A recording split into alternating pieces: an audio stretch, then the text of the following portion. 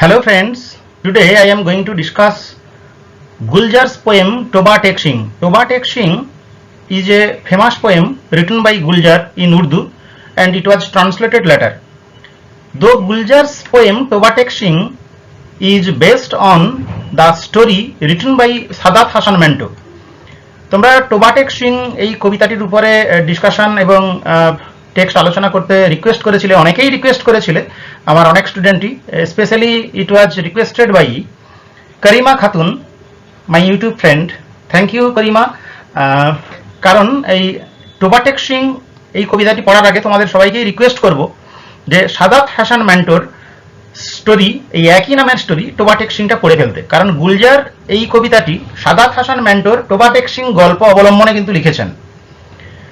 আমি আমার এর আগের ভিডিওতে আলোচনা করেছি সাদাত হাসান ম্যান্টোর সেই গল্প, বিখ্যাত গল্প, পার্টিশন লিটারেচারের একটি যেটা গুরুত্বপূর্ণ গল্প টোবা টেক সিং।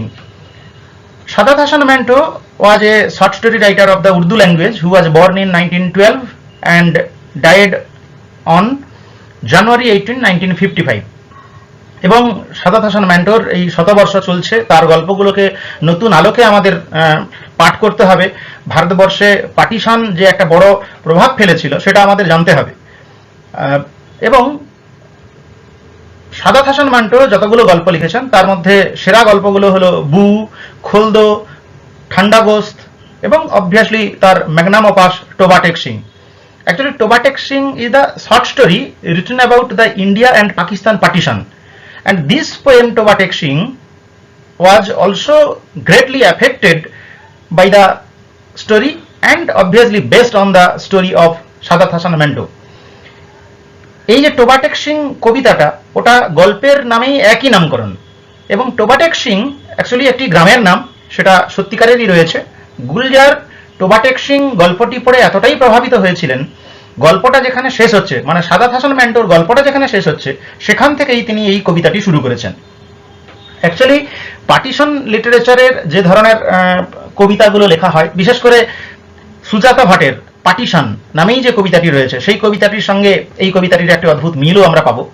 এমনকি অমৃতা প্রীতমের আই সে আন্টু ওয়ারিশা সেই কবিতাও, সেই লেখার সঙ্গে এই টোবা টেক সিং কবিতাটিরও মিল রয়েছে। এটি লিখেছেন গুলজার, হু ওয়াজ বর্ন অন 18 আগস্ট 1934। ওর আসল নাম হলো সম্পুরান সিং কালরা, যিনি প্রফেশনালি গুলজার বা গুলজার সাহেব নামে পরিচিত। Is an Indian lyricist, poet, author, screenwriter and film director.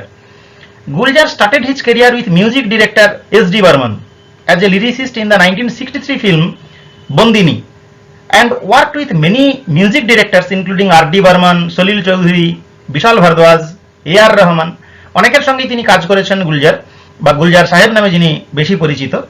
তা তিনি পদ্মভূষণ পুরস্কার 2004 সালে পেয়েছেন এবং সাহিত্য একাডেমি অ্যাওয়ার্ডও পেয়েছেন। দাদা সাহেব ফালকে পুরস্কার পেয়েছেন। Dada Saheb Phalke, the highest award in Indian cinema. He has won 5 several Indian National Film Awards, 22 Film Awards, 1 Academy Award and 1 Grammy Award. Guljar also writes poetry, dialogues and scripts. He directed films such as Andhi and Mousam. এই সমস্ত cinema 1970 যে তিনি কিন্তু পরিচালনা করেছেন এবং TV series Mirza Ghalib 1980 যে তিনি পরিচালনা করেছেন এবং তার পরিচালনায় কিরদার 1993 সালে প্রকাশিত একটি সিনেমা। তা যাই হোক, গুলজার সাহেব সাদাত হাসান ম্যান্টোর এই পার্টিশন স্টোরি পড়ে এতটাই প্রভাবিত হয়েছিলেন, তার এই কবিতা তিনি লিখে ফেলেছিলেন। বন্ধুরা, এই কবিতাটি পড়ার আগে আমাদের জেনে নিতে হবে যে টোবা টেক সিং আসলে কি।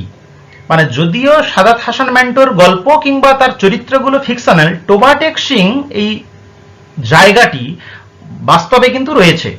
Toba Tek Singh is a city and tehsil means district in Pakistan's Punjab province. পাকিস্তানের যে পাঞ্জাব প্রদেশ যেখানে রয়েছে সেখানে এই টোবা টেক সিং নামেই একটি জেলা রয়েছে। The history of Toba Tek Singh is traced to a person named Tek Singh who used to help travelers and passers-by who frequented the area, given that it was situated at a point where many routes met. Tek Singh used to serve them water from a pond in Gorhapot. একটা পাত্রে করে তিনি পুকুর থেকে জল তুলে পথিকদের সাহায্য করতেন, তৃষ্ণার্ত পথিকদের জল দান করতেন। কে দান করতেন? টেক সিং। আর কোথা থেকে তিনি জলটা তুলে দিতেন? একটা টোবা থেকে। আসলে এই যে টোবা, টোবা শব্দটি থেকেই অ্যাকচুয়ালি এই টোবা টেকসিং, টেকসিং এর নামে এই টোবা রয়েছে, যে জায়গাটায় আমরা দেখতে পাই সেই জায়গাটা এখনো রয়েছে, এবং সেই টোবা টেকসিং নামটি সেখান থেকেই লোকমুখে প্রচারিত হতে হতে চলে আসে।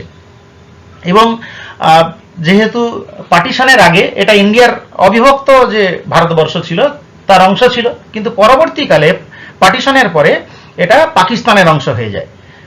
আমরা সাদাত হাসান মেন্টুর গল্পে পাবো ওখানের যে একটি ক্যারেক্টার ভীষণ সিং, তিনি এই টোবা টেকসিং থেকেই এসেছিলেন এবং তিনি ছিলেন একটা অ্যাসাইলামে।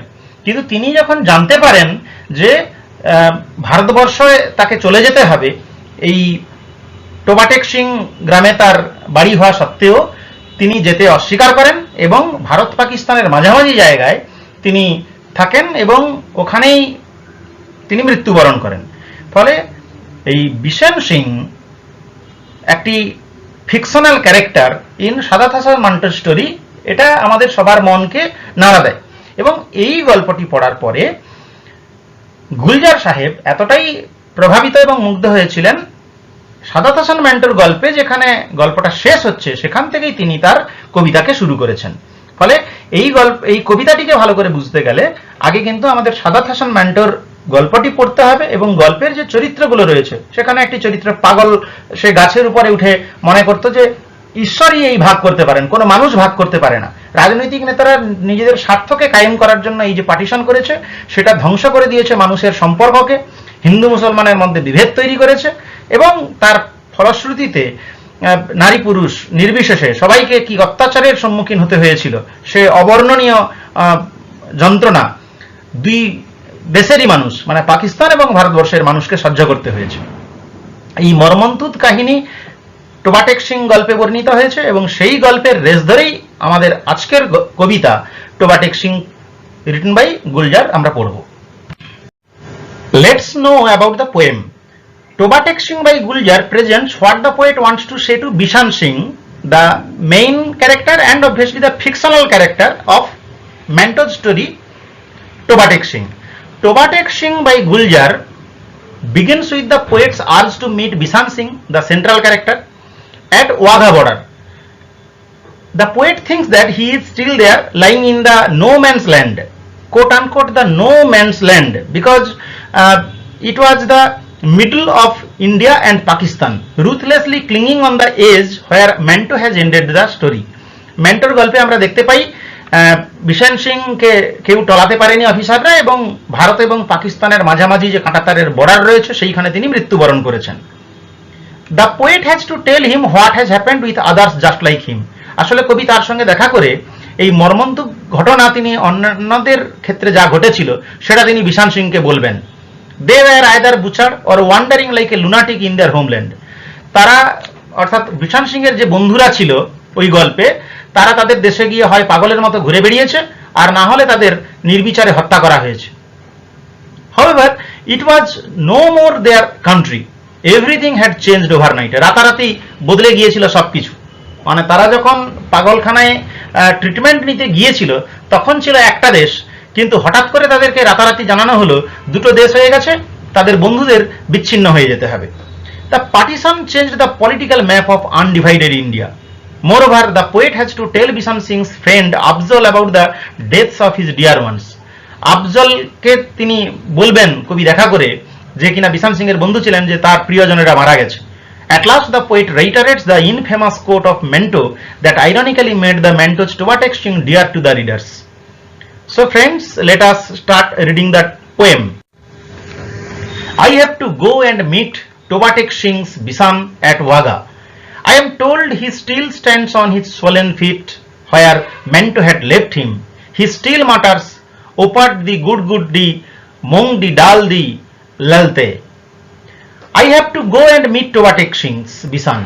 আমি যাব এবং গিয়ে দেখা করব টোবা টেক-সিং এর বিশানের সাথে at Wagha. Wagha is the border, যেখানে ভারত এবং পাকিস্তানের বাসিন্দাদের ক্রস করানো হয়েছিল 1947 পার্টিশনের পরে।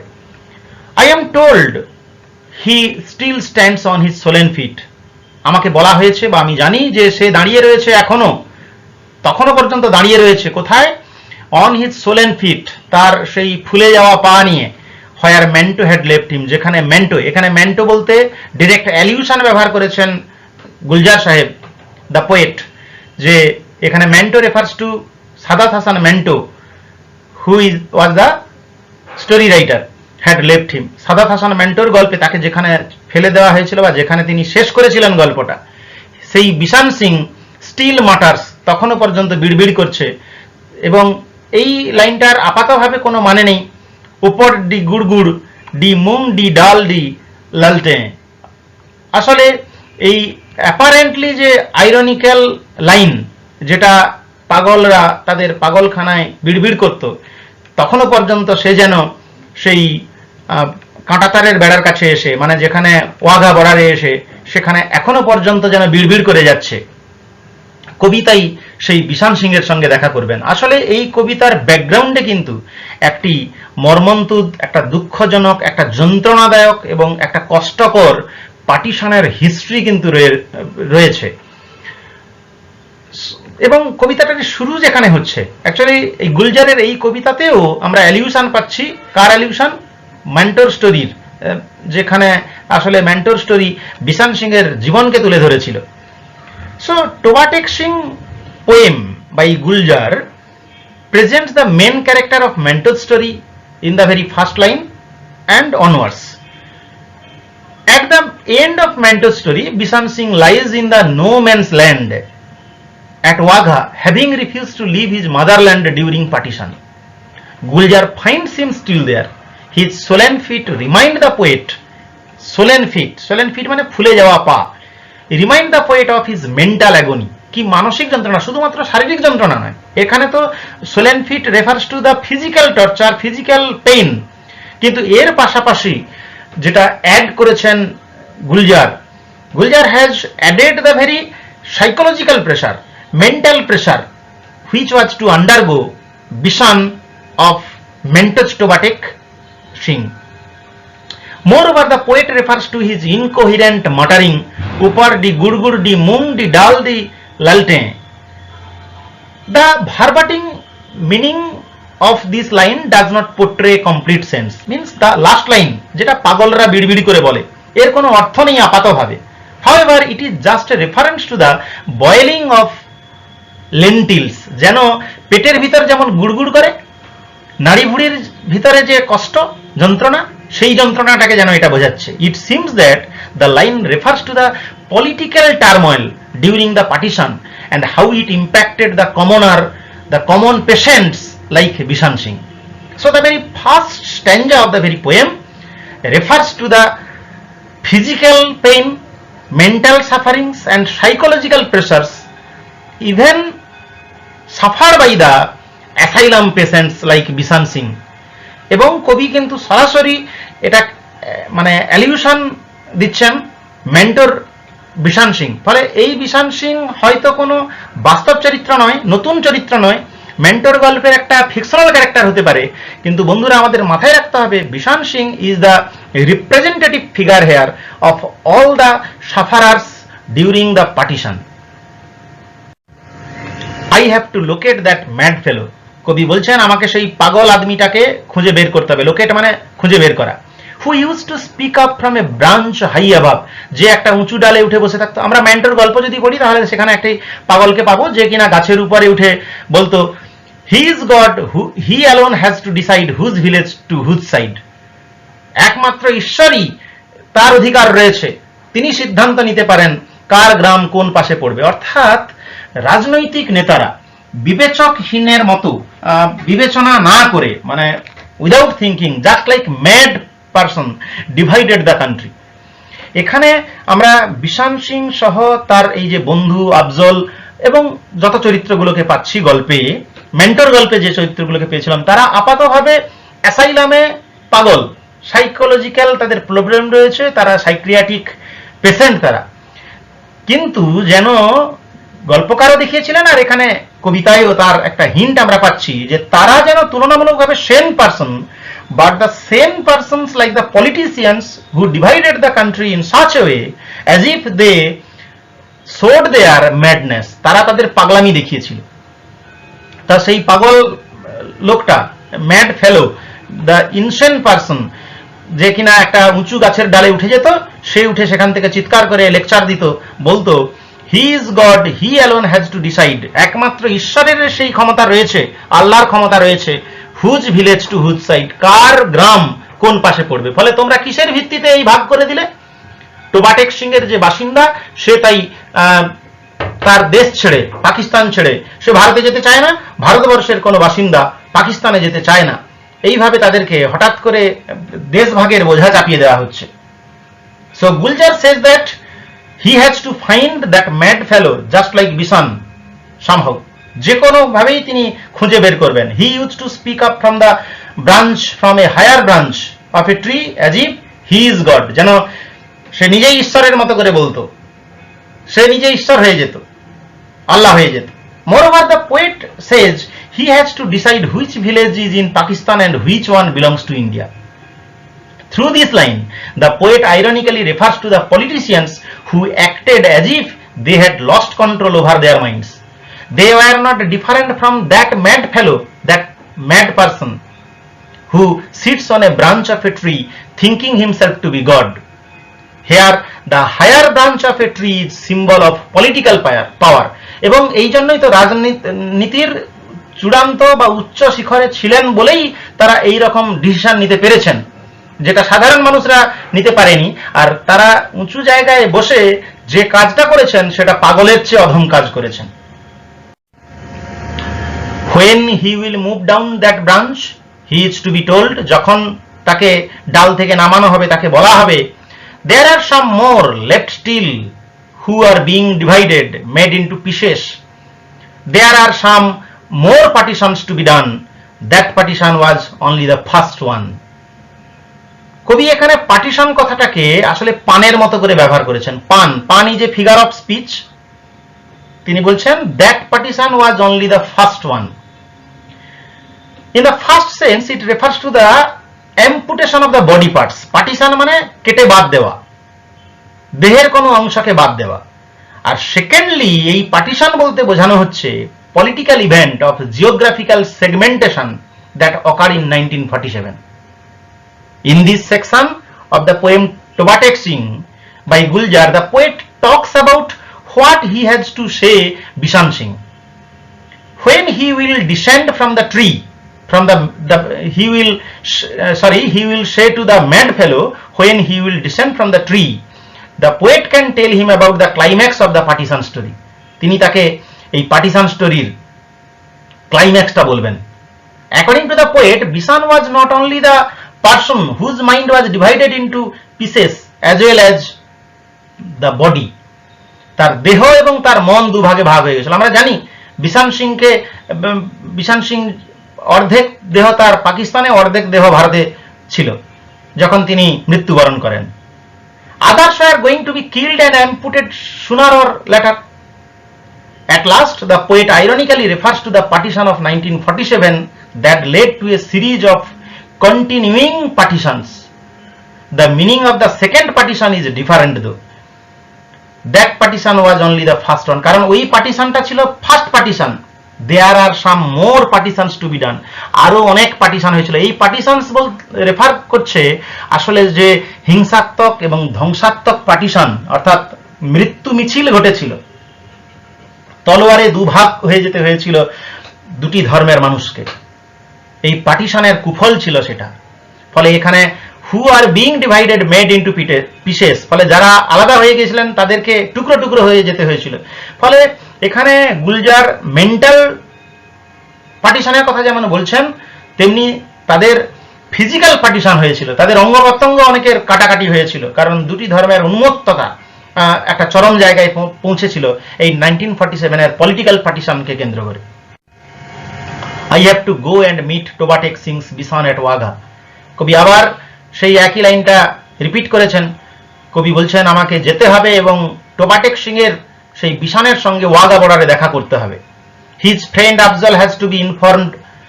Lahna Singh, Wardha Singh, Bhin Amrit had arrived here butchered. Their heads were looted with the luggage on the way behind. এর সঙ্গে কবি আসলে একটা মর্মান্তিক মেটাফরিক্যাল রেফারেন্স দিচ্ছেন, যেখানে অনেককে কচু কাটা হয়ে যেতে হয়েছিল, একদম কচুর মতো কেটে দিয়ে, মানে কাটাকুটি খেলার মতো করে অনেককে প্রাণ দিতে হয়। তার সেই মর্মান্তিক যে রেফারেন্স সেটা দিচ্ছেন কবি। কবি বলছেন আমাকে টোবাটেক সিং এর বিশানের সঙ্গে দেখা করতে হবে ওয়াগাতে। His friend Afzal has to be informed, তার বন্ধু আফজলকে জানাতে হবে। লেহনা সিং, ওয়াধা সিং, ভিন অমৃত হ্যাড অ্যারাইভড হেয়ার বুচার্ড, তারা সবাই মারা পড়েছিল। দেয়ার হেডস ওয়্যার লুটেড, তাদের মাথা লুট করা হয়। Looted means plunder with the luggage on the way behind, তাদের বিলঙ্গিংস এর সঙ্গে, তাদের যে জিনিসপত্র ছিল সেগুলোর সঙ্গে তাদের মাথাকেও লুট করে নেওয়া হয়। Actually here Gulzar says that he would tell the Bishan, the central Bishan Singh, the central character about his friend Afzal, and কারণ আফজলকে জানাতে হবে about the deaths of his dear ones, namely Lehna Singh, Wadhawa Singh and ভিন Amrit. They somehow managed to escape from Pakistan, but in the end they were butchered. তারা পাকিস্তান থেকে পালিয়ে আসতে পেরেছিল বটে, কিন্তু তাদেরকে এখানে খুন করা হয়। Bloodthirsty men, the maniacs, not only displaced their heads but also looted their belongings. তাদেরকে শুধু মেরে ফেলেছিল, তাদের মাথা কেটে দিয়েছিল এমনটা নয়, তাদের জিনিসপত্রও লুট করে নেয়। So this line refers to the ruthlessness of men during the partition. এবং মানুষ যে অসহনীয় যন্ত্রণার মধ্যে যায়, মানে নারী পুরুষ নির্বিচারে চরমভাবে অত্যাচারিত হয়েছিল। শুধু পুরুষদের যে মেরে ফেলা হয়েছিল, কেটে ফেলা হয়েছিল, নৃশংসভাবে খুন করা হয়েছিল তা নয়, নারীরাও কিন্তু বাদ যায়নি, তাদেরকে চরমভাবে লাঞ্ছিত, অপমানিত এবং জীবন দিতে হয়েছিল। Slay that Bhuri, none will come to claim her now. That girl who grew one finger every 12 months now shortens one phalanx each year. So in this last section of Tobatek Singh by Guljar, the poet refers to the nameless killings of thousands of humans, and these are only allusions. এখানে একটা দুটো reference কবি দিয়েছেন, কিন্তু অসংখ্য মানুষের মৃত্যুর যেন রিপ্রেজেন্টেশন তিনি দিচ্ছেন। Moreover, they did not even leave a little girl, here referred to as a Bhuri, as Bhuri.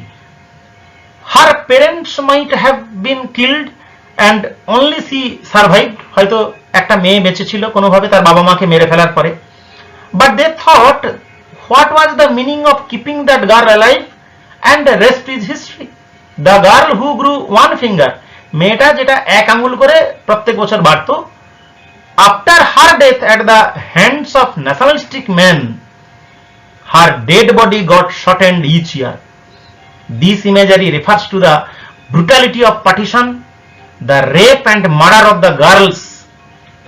আসলে কবি গুলজার বাস্তব দেখেছেন, তিনি টোবাটেক সিং এর গল্পটি পড়েছেন, মেন্টর লেখা গল্পটি পড়েছেন, তার সঙ্গে অদ্ভুত সাযুজ্য তিনি পেয়েছেন, মিল পেয়েছেন। বিশান সিং পার্টিশনের পরে মারা গেছে, কিন্তু শুধু সে মারা যায়নি, সে তো প্রথম শহীদ ছিল, তারপরে কি অবর্ণনীয় অত্যাচারের শিকার হতে হয়েছে দুটি সম্প্রদায়ের, দুটি দেশের মানুষকে। মেয়েদের যে কি চরমভাবে র্যাভিস্ট হতে হয়েছে, রেপড হতে হয়েছে, লাঞ্ছিত হতে হয়েছে, মেন্টালি টর্চার হতে হয়েছে, এবং ভয়ে এক ইঞ্চি করে তারা যেমন করে খাটো হয়ে গেছে, ঠিক তেমনি ভাবে তারা শারীরিকভাবে, তারা মানসিকভাবে সংকুচিত হয়েছে প্রত্যেক বছর, প্রত্যেকটা দিনে। তারই মর্মান্তিক বর্ণনা গুলজার সাহেবের এই কবিতা। তিনি বলছেন যে মেয়েটির দাবি তো আর কেউ করতে আসবে না মেয়েটা মারা যাওয়ার পরে। That girl who grew one finger every 12 months, প্রত্যেক 12 মাসে যে এক আঙুল করে বাড়তো, নাও শর্টেন্স ওয়ান ফ্যালাংস ইচ ইয়ার। ফ্যালাংস মানে এক গাঁট করে, মানে হাড়ের যে গ্রোথ, আমাদের আঙুলের একটি অংশ যাকে আমরা গাঁট বলি, সেই এক গাঁট করে প্রত্যেক বছর সে ছোট হয়ে যাচ্ছে, খাটো হয়ে যাচ্ছে, তার আর বৃদ্ধি নেই, তাকে মেরে ফেলা হয়েছে, তাকে মানে ভীত সন্ত্রস্তভাবে মেরে ফেলা হয়েছে, নির্বিচারে তাকে হত্যা করা হয়েছে। It's to be told that all the mad ones haven't yet reached their destinations.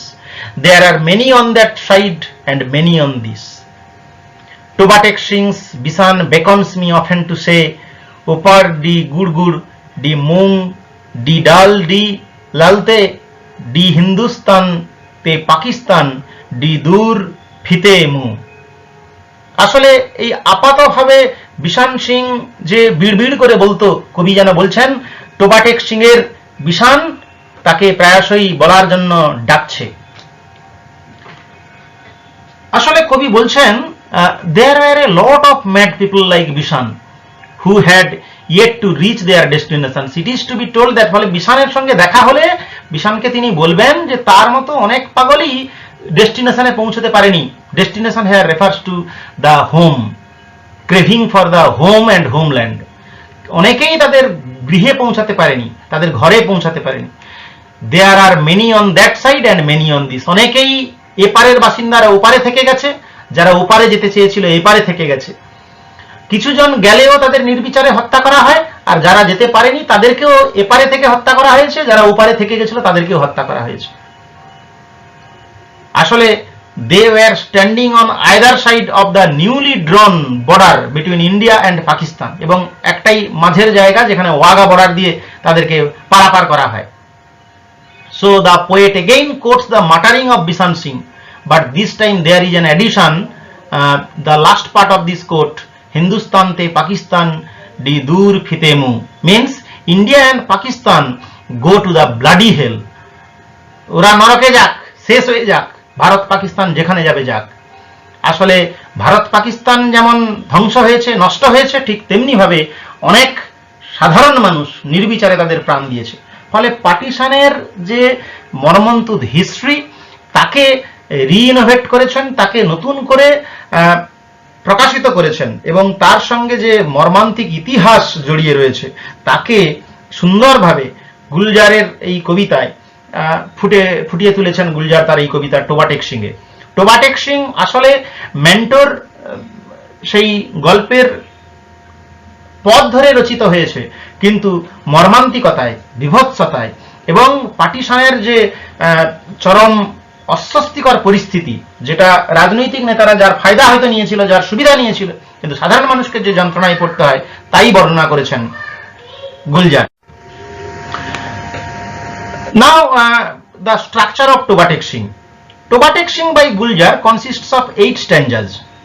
8টা স্তবক এখানে রয়েছে। The translated text is in free verse. এখানে কোনো আমরা ছন্দ সেরকম পাই না। The absence of rhyming in the poem depicts the horror of partition. Apart from that, the contraction of lines গুলোকে সংকুচিত করা হয়েছে in between the stanzas break the flow of the poem. However, the poem does not contain any metrical scheme. There are occasional spondees accompanied by the iambic. Thank you friends for listening to this discussion. If you are new to this channel, please subscribe, comment and share. Thank you.